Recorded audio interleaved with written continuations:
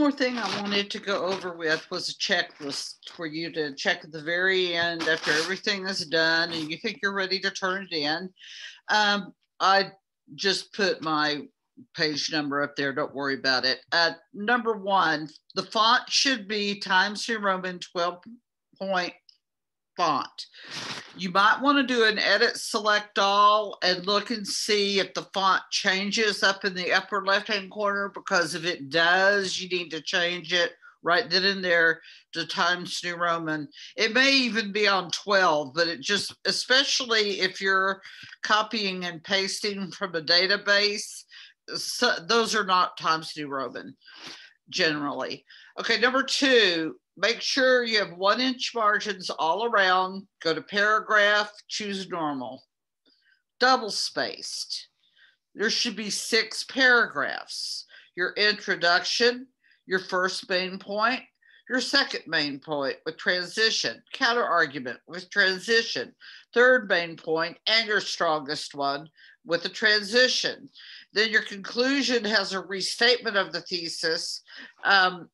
And then you'll apply your argument that you made about who killed JonBenét to a larger picture, larger societal picture.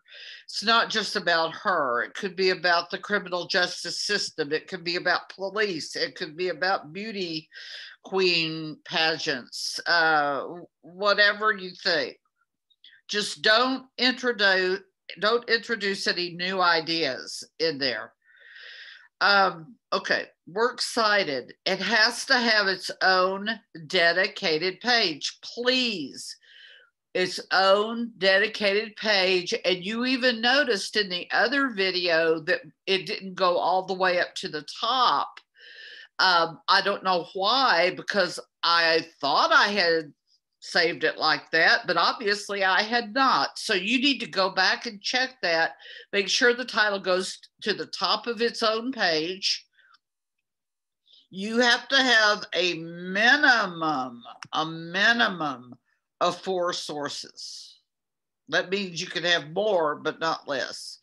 They must be properly formatted. You have to have a centered title. It has to say works cited with the W capitalized and the C capitalized. They must be hanging indents. So the second and subsequent lines of one citation should be indented. They should, the only thing that goes to the far left margin is the author's last name, or if there is no author named, it would be the name of the article. It should be alphabetized by author's last name. Again, if you have something that is just a title, then the title falls in the first word of the title, the first letter of the title. Treat that the same as you would an author's last name, because that's where it will be. Okay, then your in-text citations, I actually went over all of that with you. Go back and check, make sure that for each of the sources on your works cited page, you have at least 1 in-text citation in your 6-paragraph essay. You can paraphrase, but you still have to cite where you got the idea. If you're quoting someone in an article other than the author, you write QTD in whatever the author of the article or book's name is. For example, if you're quoting Shakespeare on page 22 of an article by Richard Harris, you would cite it as follows. Quote, as the great bard Shakespeare said, comma. Now see, I have a quote within a quote. So this quote within a quote, you just put one of those marks at the top. To be or not to be, that is the question. Okay, now notice that I also,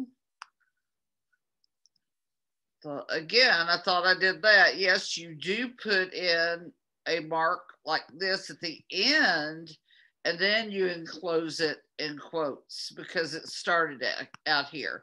And then you would put space QTD in Harris, space 22, period.